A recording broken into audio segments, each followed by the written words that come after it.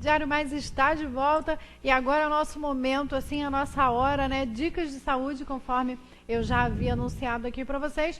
Dicas de saúde com a doutora Isabel Pérez, que já está aqui, né? Muito prazer novamente, né? Sempre bom a gente compartilhar um pouquinho dessas informações, isso aí, né? com certeza. Muito bom.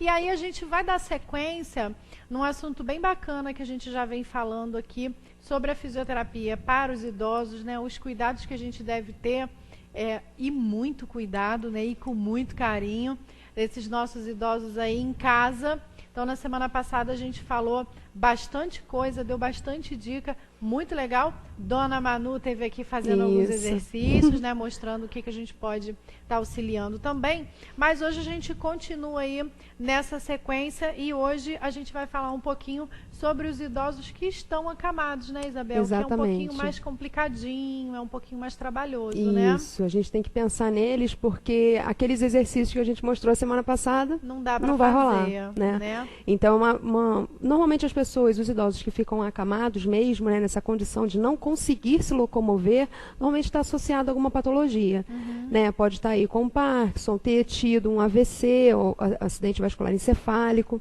né? Então, normalmente está associado um Alzheimer, né? Ou exatamente uma limitação do corpo que não permite que esse idoso se locomova, né? Então, esse aí seria a imobilidade, né? Que daqueles Is que a gente conversou semana passada, os Is da geriatria, seria aí o segundo I. A gente conversou sobre a instabilidade postural, que seria essa questão do equilíbrio em pé, né? O idoso instável, né, quando ele fica em pé, e agora a gente vai conversar do idoso que não consegue se locomover, o idoso que ele está acamado, né? O que a gente pode estar fazendo aí para esse idoso? Agora, antes da gente até entrar no assunto propriamente dito, eu já de cara vou fazer uma pergunta.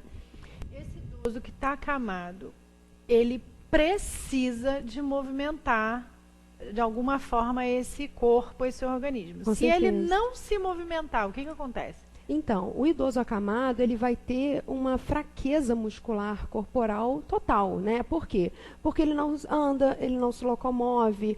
Então, ele precisa de estímulos para suprir essa necessidade que o corpo tem de se mexer, né? Porque a gente conversou aqui já outras vezes, o corpo, ele se adapta ao estímulo que a gente dá para o corpo. Então, se o idoso está acamado, paradinho lá, ele vai se adaptar a essa condição. Então, o intestino dele não vai funcionar legal, a bexiga, os rins não vão funcionar legal, né? Então, na questão aí urinária já vai estar prejudicada, na questão intestinal, então vai ter prisão de ventre, é uma tendência do idoso, né? E o músculo, então, nem se fala, porque está parado ali, não está mexendo. Atrofia? Atrofia. Tem uma Atrofia fraqueza mesmo? muscular, tem. Porque não usa. Né? Então a gente não usa, vai ficar parado ali, não vai se locomover. Então esse músculo, esse tônus muscular vai estar fraquinho, vai estar enfraquecido. Então a gente precisa pensar em recursos para recuperar essa musculatura que está ali sem estar usando, né? Sem estar sendo recrutada. Né? Então a gente tem que pensar nisso. Então, voltando aqui, falar um pouquinho o que é essa imobilidade, né? Um desses Is que a gente já falou. Isso, então seria isso, o paciente acamado.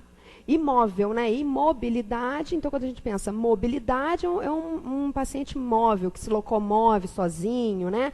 E quando a gente pensa em imobilidade, é aquele paciente que é um grande I da geriatria, né? Que é quando aquele paciente ele não consegue se locomover sozinho. Então ele fica imóvel em cima de uma cama. E quando a gente conversa disso, a gente pensa logo nos cuidadores, né? Que a gente já conversou aqui semana passada, da importância dos cuidadores de idosos, né? Porque a gente tem que o cuidador que vai estar fazendo tudo ali naquela questão com esse idoso. Então, a maioria das vezes, pode-se ter idosos que necessitem do uso de fraldas, o banho de leito, que a gente chama no leito, né, na cama, então ele não consegue se levantar para tomar banho. Então, isso tudo aí é um cuidado especial que tem que ter nessa fase da vida específica aí do idoso, né? Agora, tem uma pergunta aqui sobre úlcera de pressão. O que seria úlcera de pressão? Então, seria exatamente o idoso, imagina, ele está parado ali na cama o tempo inteiro, no mesmo decúbito, que seria deitado da mesma forma. Então, ele está de barriga para cima o dia inteiro. O que vai acontecer com a minha coluna que está ali pressionando com a ação da gravidade, né? A ação da gravidade vem descendo e está pressionando aquela coluna ali na cama. Aquilo ali vai começar a dar feridas. Né? Por quê? Porque aquela pele que está ali em contato direto, ela não está respirando, ela não está, né? Ela não consegue se regenerar, ela não tem movimento. Então aquilo ali começa a criar ali uma ferida que pode se evoluir para uma úlcera de pressão. Então começa exatamente uma pressão. Então o meu corpo está sofrendo uma pressão e aquela pressão vai machucando o meu corpo. Então daí se dá a importância da gente conversar um pouquinho sobre a mudança de decúbito, né? Então quando eu falo decúbito, eu estou falando de deitado, né?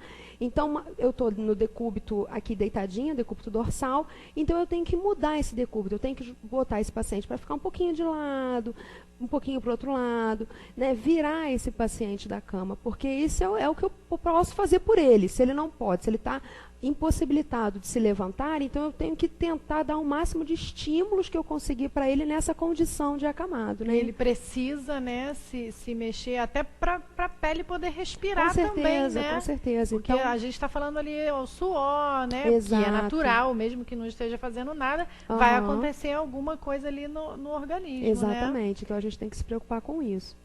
No idoso que está acamado, qual seria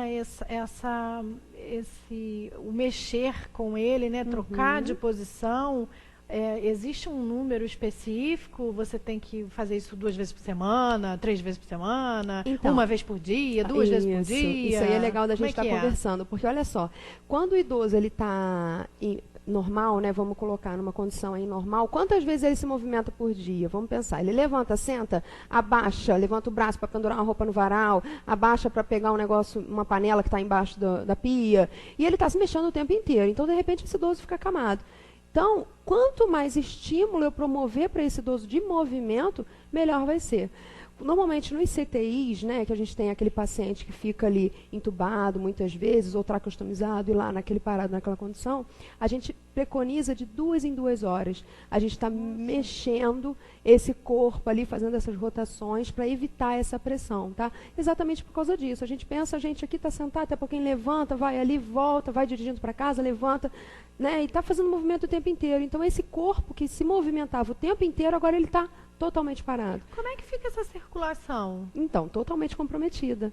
Né? Normalmente, esse idoso que está acamado, ele pode ter edema de membros inferiores, né? Então, a questão intestinal que a gente conversou mesmo. O nosso intestino, ele tem uma musculatura que a gente chama de musculatura lisa, né? Que é uma musculatura de contração involuntária. Então, meu intestino está aqui trabalhando, meu coração está aqui, eu não estou nem preocupando com ele, mas ele está batendo, né? Eu estou aqui bem, então quer dizer que ele está batendo. Isso tudo é graças à nossa musculatura lisa, que é uma contração involuntária. Está mexendo aqui, mas eu não estou nem sabendo. Só que o que acontece? Toda vez que eu dou mais estímulo dessa minha musculatura, igual musculatura esquelética, né? Que é uma musculatura ativa, eu faço movimento. Quanto mais movimento eu faço, mais ajuda eu dou para essa musculatura lá de dentro, essa musculatura das vísceras, né? Que tem músculo, dessa musculatura lisa, que está lá mexendo, mas quanto mais contração do abdômen eu fizer, quanto mais movimento, andar na rua eu fizer, mais eu vou estar auxiliando esse meu corpo a se recuperar aí, né? Então, quando a gente pensa nisso, que o idoso está lá paradinho, então a musculatura dele lisa também não está nem querendo saber de nada, não está querendo se movimentar, né? Então, uma ajuda a outra, vamos pensar assim, né? Então, quando mais movimento eu faço, mais o meu corpo está funcionando legal, né? Então, nesse idoso acamado, eu tenho que pensar nisso, movimento, vamos lá.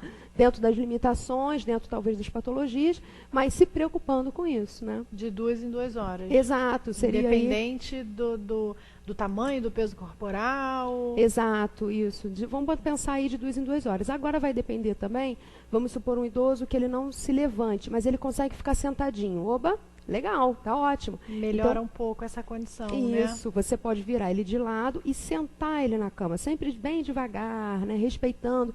Outra coisa importante também que a gente sempre preconiza na fisioterapia é a avaliação, né? Então, a gente sempre tem que pensar que eu não posso, meu idoso está lá, a pressão desse idoso, a pressão arterial é uma, ele está aqui quietinho, a frequência respiratória desse idoso é uma, ele está aqui quietinho, né? Frequência cardíaca, o coração dele está batendo naquela condição.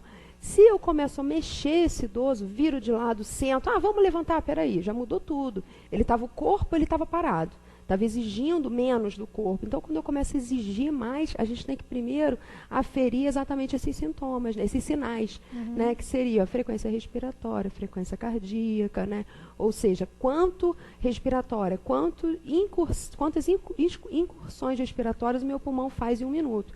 Né? Então, vamos supor, eu estou lá paradinho, meu pulmão não está nem se preocupando, porque a carga que eu estou exigindo ali é menos. Tá inerte, né? Tá inerte. Agora, se eu começo a promover muito estímulo, meu pulmão vai ter que trabalhar mais, então já vai aumentar a minha frequência respiratória, cardíaca da mesma forma.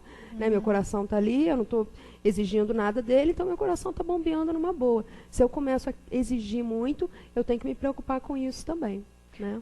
Como é que a gente faz assim, por exemplo, quem tem o seu idoso em casa e que precisa tomar todos esses cuidados, como é que eu vou saber se eu não estou exagerando nessa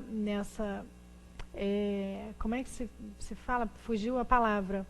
Essa mexida toda que a gente precisa dar, esses movimentos todos que a gente precisa fazer, como é que eu sei se eu não estou exagerando, se eu estou fazendo corretamente?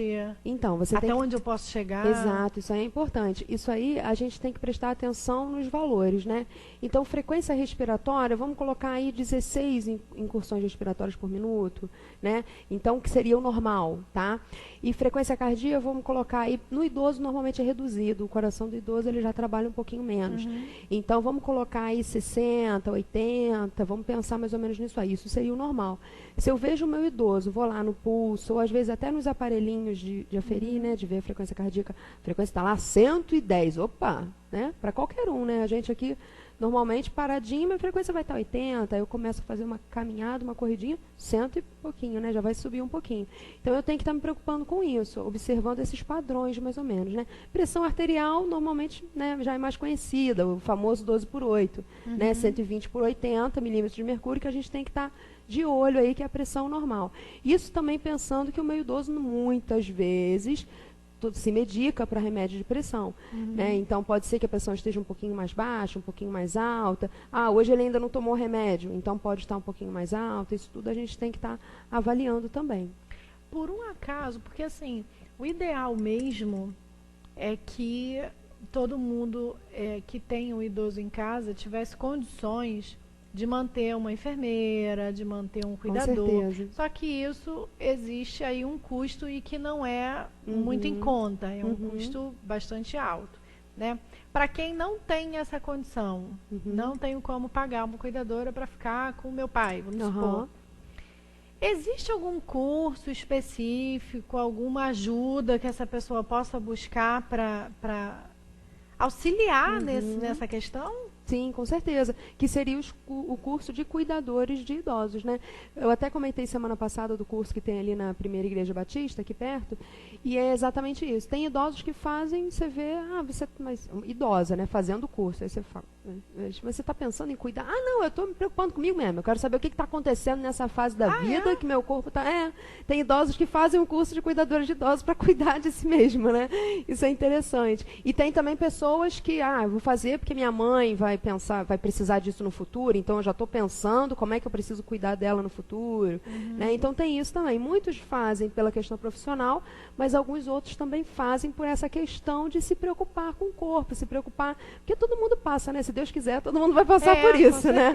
Então é uma fase que a gente tem que estar ligado, tem que saber o que o meu corpo vai mudar, né, quando eu chegar nessa terceira idade, aí, a partir de 60 anos. Né, ainda mais quando a gente fala de 80 anos, 90 anos, aí então que a mudança, né, é muito significante. Então a gente tem que estar de olho nessa fase aí. Então existe aí esse curso, né, para você que está precisando de uma forcinha aí, só tem lá na igreja? Então, aqui eu sei que o curso, né, que eu inclusive sou professora desse curso, tem normalmente no início do ano, lá para março, abril, a ação social da Primeira Igreja Batista que abre esse curso, e eu também ouvi dizer, também não sei ao certo, que tem no Senac. Ah, no Senac? Tá? Já ouvi dizer que lá também tem. Então, bacana. São os lugares que eu conheço que oferecem esse curso. Vale a pena, já pelo menos é um caminho aí que a gente pode dar para o pessoal de casa, quem está precisando aí aprender um pouquinho mais, ou até que fique com medo realmente de estar cuidando do idoso ali e não sabe direito o que está fazendo. Com certeza. Porque a gente fica, né, com medo, certeza. Né? Entender como é que é essa fase, né? É bem complicadinho até, né?